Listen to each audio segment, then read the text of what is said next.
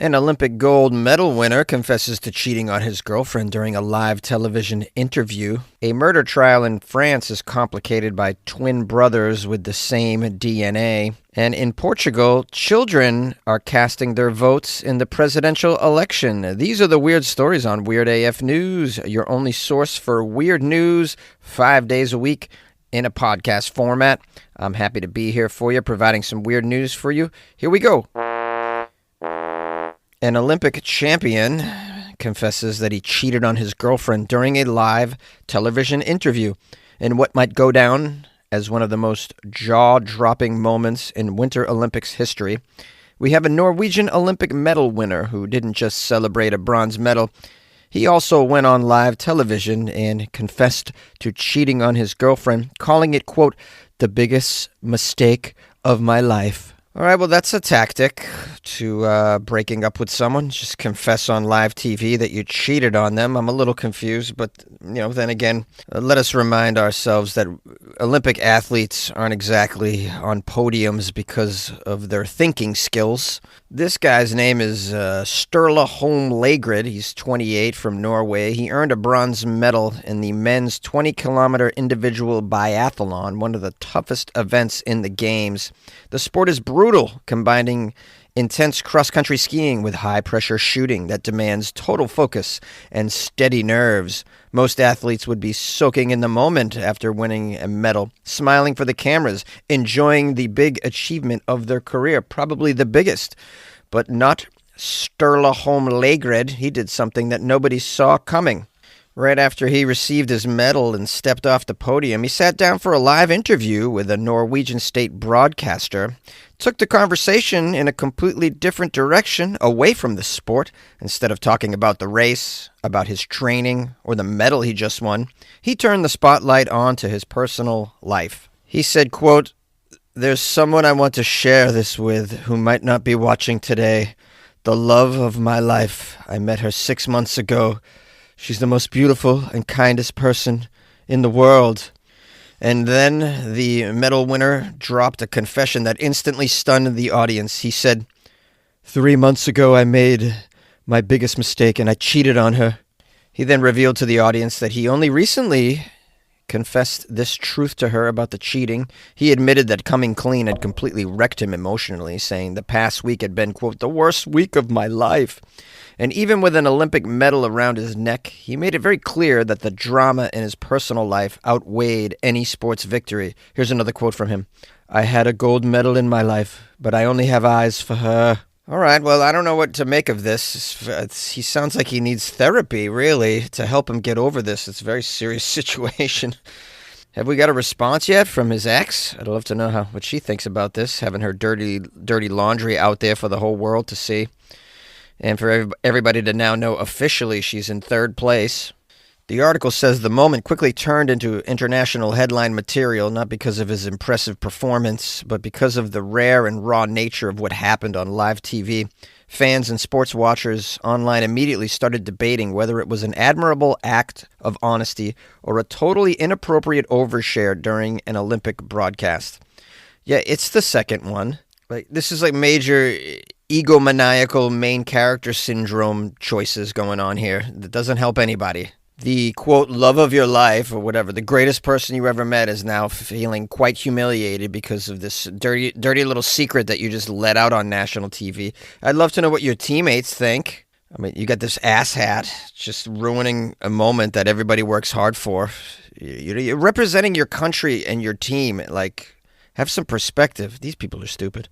And they're all screwing each other in that Olympic Village. I mean, we heard about it, right? I did a story last year or maybe the year before about how they got to pass out all these condoms. They're running out of condoms in the Olympic Village because everybody's just screwing their brains out. They interviewed an Olympian who said, yeah, if we weren't training or competing or eating or sleeping, we were all just having sex with each other.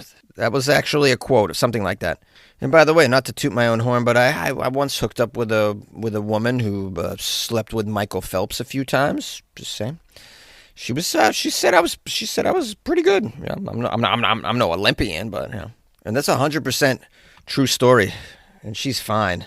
This article says that despite the shock factor, Lagerud's bronze medal was no fluke. He finished third behind fellow Norwegian Johan Olav Botten and France's Eric Perrault, hitting 19 of his 20 shots in a discipline that demands both endurance and precision. Yeah, I mean, it is impressive, but I mean, this is what you get. The kind of person that's good at this is not good at the other. You understand?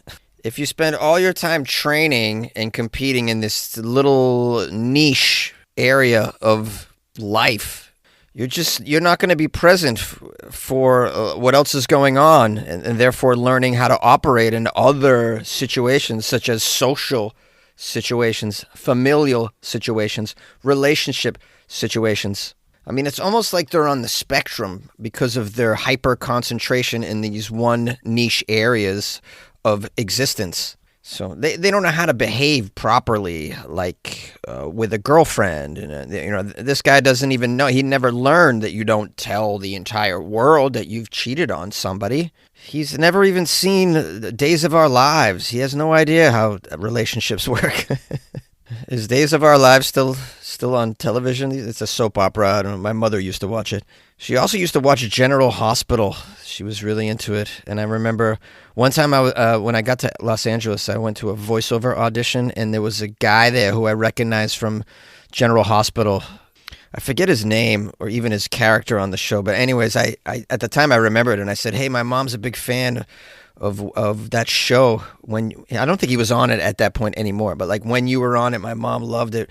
And I called her and I put her on the phone with him. I'm like, would you mind talking to my mom for a second? And yeah, to this day, my mom's like, that was the greatest moment. Yeah, just a nice thing I did for my mom. I need to do more nice things for my mom. We all need to do more nice things for our mother, guys. Make sure you do that.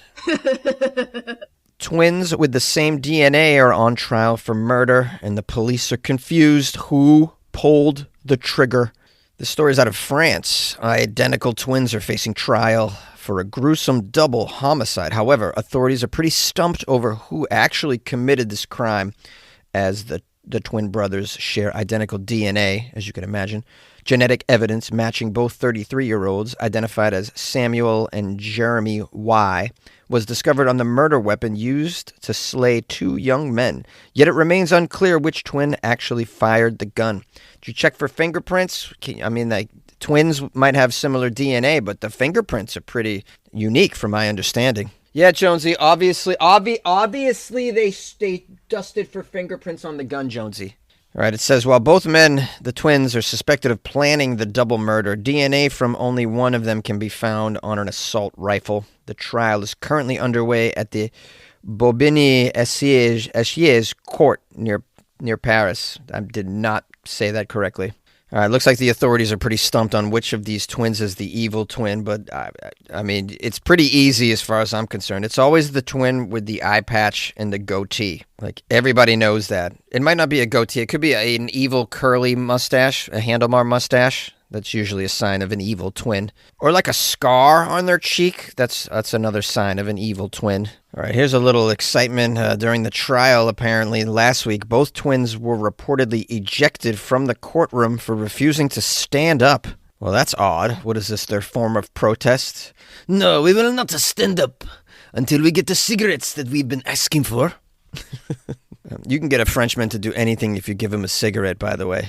Now, according to investigators, they believe the suspects, these brothers, have exploited their likeness to conceal their criminal activities. So they're working together, using this twin thing as an advantage. Trying to, anyways. We got a police commander here who says these brothers exchanged clothes as well as telephone lines and identity documents often. For a very long time, they have exploited this twinship in their criminal careers. Only their mother could tell them apart, is what he says. These siblings are what's called monozygotic twins, meaning they originated from one fertilized egg that divided into two identical embryos and consequently share the matching DNA. To establish which twin discharged the murder weapon, authorities will need to rely on phone records, surveillance footage, and wiretaps. Besides the matching DNA, the duo reportedly also possess pointed goatees and a leg ailment. They both have goatees. Wow, they're both evil. They both have goatees and a leg ailment? What are the chances? Is it a real leg ailment for both of them, or does like one guy have the leg ailment and the other one just pretends to have a limp just to confuse investigators?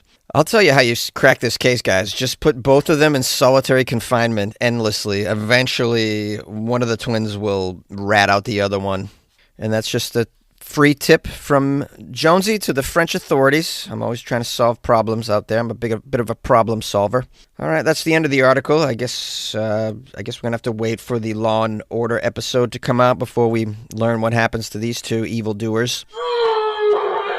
To tip off this NBA season on FanDuel, you can choose your own rewards, which means you can play your game any way you want. I get to choose my rewards? Yep. Great! Now, excuse me while I lock in. All customers choose your own reward right now in the FanDuel app. 21 plus and present in select states. 18 plus in Kentucky. Opt-in required. Rewards are non-withdrawable. Restrictions apply, including bonus and token expiration, leg requirement, and max wager amount. See full terms at FanDuel.com/sportsbook. Gambling problem? Call 1-800-GAMBLER. The Portuguese government has children cast their votes in the presidential election, but there's a catch. That's right, children visiting polling stations in Portugal with their parents during the presidential election were able to cast their votes, but not for the actual presidential candidates, but for their favorite fictional characters. The Portuguese elections took place over the weekend, and on Sunday, children accompanying their parents got to try their hand at casting a vote, though the candidates weren't on the ballot. Fictional characters popular with children, such as Super Mario and Roblox, were on their ballot paper, not the two politicians in the official runoff. Parents said they hoped the exercise would teach them all about democracy. Yeah, what a great idea. Teach the kids how to vote, especially in a country where it's not mandatory. You know, you want to encourage them. Show them that voting can be exciting, sort of.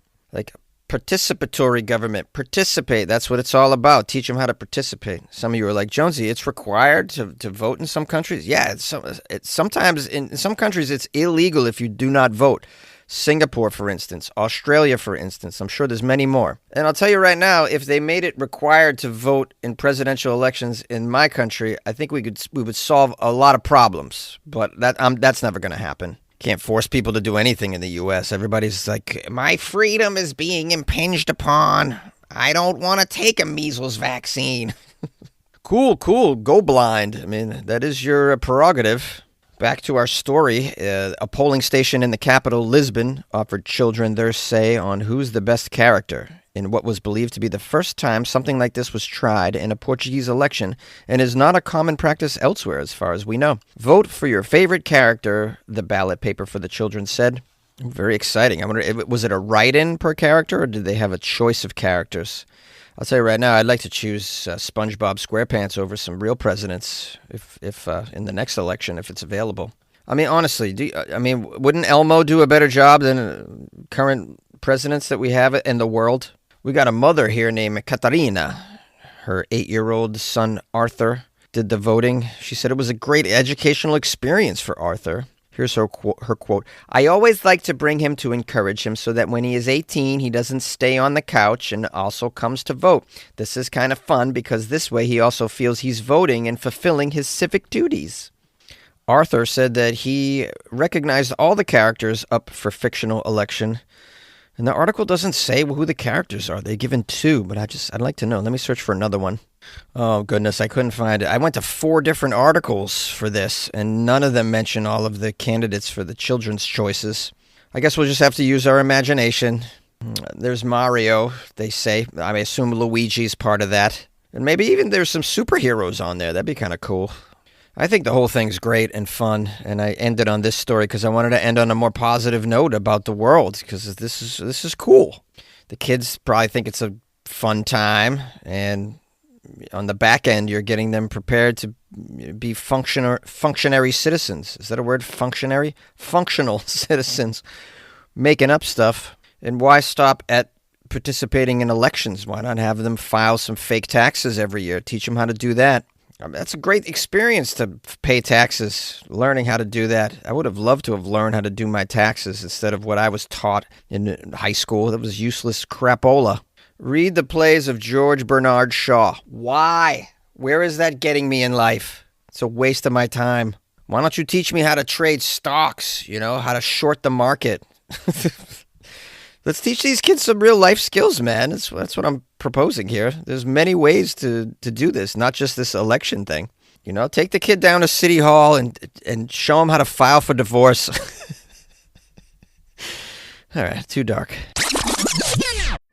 All these patients complaining they can't get their medicines. Insurers and PBMs are often owned by the same giant company, so middlemen, like me, decide what medicines you can get and how much you pay. But don't worry, if your prescription gets denied, we know another one that works for us. I mean, you.